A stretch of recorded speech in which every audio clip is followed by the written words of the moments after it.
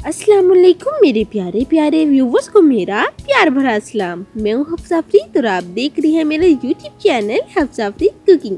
उम्मीद करती हूँ आप सब खैरियत से होंगे, खुशबाश होंगे।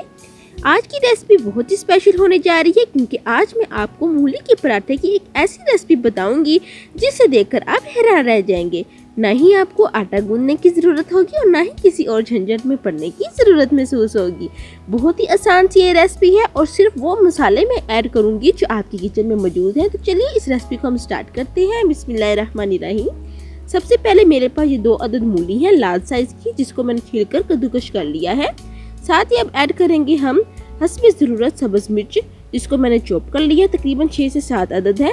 साथ ही ये तकरीबन 2 टेबलस्पून के करीब मैंने ग्रीन प्याज शामिल किए हैं और हस्बे ज़रूरत हम हरा धनिया शामिल करेंगे।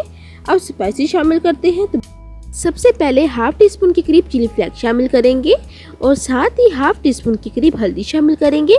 हल्दी कैसे बनाते हैं इसकी फुल रेसिपी मेरे चैनल पर मौजूद है, आप देख लीजिए। साथ ही हाफ टी स्पून के करीब हम नमक शामिल करेंगे और हल्का सा मिक्स कर लेंगे।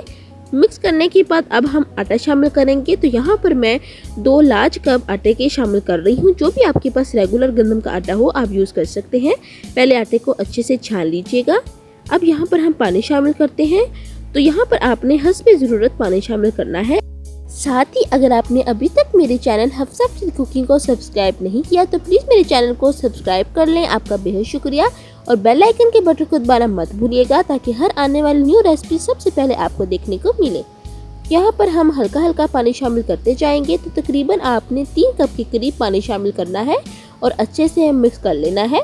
और कंडीशन भी मैं आपको बताऊंगी कि अमेज़े की जो कंडीशन है वो कितनी थिक और थिन होनी चाहिए।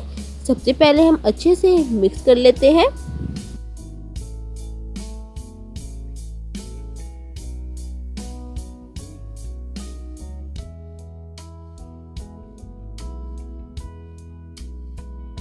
तो देखिए अमेज़ा अच्छे से रेडी हो चुका है। बस यही कंडीशन होनी चाहिए, ना ही ज़्यादा थिक हो और ना ही ज़्यादा थिन। अब दूसरी तरफ हम पैन पर थोड़ा सा ऑयल डालकर गरम करेंगे। जब ऑयल अच्छे से गरम हो जाए उसके बाद हस्बे ज़रूरत आपने अमेज़ा डालना है और स्पैचुला की मदद से आपने अच्छे से सेट करना है इसको। तो यहाँ पर आप अपनी ज़रूरत के मुताबिक पतला या मोटा पराठा बना सकते हैं। जितना आपने फैलाना हो आप फैला लीजिएगा इस तरीके से जैसे मैं स्पैचुला की मदद से कर रही हूँ। और फ्लेम आपने मीडियम रखना है। तो देखिए चंद सेकंड के बाद आपने इस तरीके से चेक करना है स्पैचुला की मदद से। और अब मैं आपको बताऊंगी कि आपने साइड इसकी कब चेंज करनी है। तो जब इसकी अपर सरफेस अच्छे से ड्राई हो जाए इसके बाद आपने इसकी जो है साइड चेंज करनी है। तो देखिए इसकी अपर सरफेस जो है वो अच्छे से ड्राई हो गई है और स्पैचुला की मदद से हमने इसको हिलाया भी है। अब हम बड़े आराम के साथ इसकी जो साइड है वो चेंज कर सकेंगे और पराठा जो है वो टूटेगा भी नहीं। तो देखिए माशाल्लाह से कितने मज़े की लुक लग रही है। अब हम हस्बे ज़रूरत जो घी है वो ऐड करेंगे। इस पॉइंट पर अगर आपने अभी तक मेरी रेसिपी लाइक नहीं की जल्दी से लाइक कर दें और एक प्यारा सा कमेंट भी कर दें, आपका बेहद शुक्रिया। तो आपने अब लो टू मीडियम फ्लेम पर पराठा जो है वो कुक करना है। और देखा आपने, ना ही हमें आटा गूंदने की ज़रूरत पेश है और ना ही हमने बहुत ज़्यादा मसाले ऐड किए हैं। सिर्फ नमक मिर्च हमने ऐड किया है और बहुत ही अमेजिंग फ्लेवर इस पराठे का बन के रेडी होगा।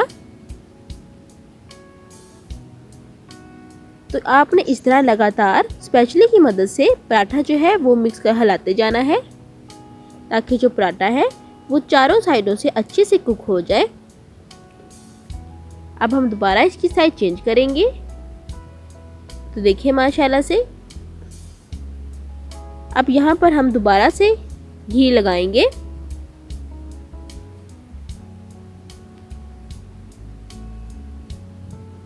और अब हम दोबारा से हिलाएंगे ताकि जो पराठा है वो अच्छे से कुक हो जाए। अब साइड चेंज करते हैं। तो देखिए तकरीबन जो हमारा पराठा है वो रेडी हो चुका है। अब हम बाकी पराठे भी इसी तरह रेडी कर लेंगे। तो माशाल्लाह से हमारे तमाम पराठे अच्छे से रेडी हो चुके हैं। अब आप दही, मायोनीज, केचप या चाय के साथ अपने मेहमानों को पराठे सर्व कर सकते हैं और तारीफें वसूल कर सकते हैं। बहुत ही सॉफ्ट और यमी पराठा बन के रेडी हुआ है। ये देखें आप, कितना सॉफ्ट और यमी पराठा जो है वो रेडी हुआ है और ज़्यादा मेहनत भी आपको नहीं करनी पड़ी। उम्मीद करती हूँ कि आपको आज की रेसिपी बहुत ही पसंद आई होगी। जाने से पहले आपसे गुजारिश है कि मेरे चैनल को सब्सक्राइब करें। फिर मिलूंगी एक नई रेसिपी के साथ, तब तक हफ्सा फरीद को दें इजाज़त। अल्लाह हाफिज़।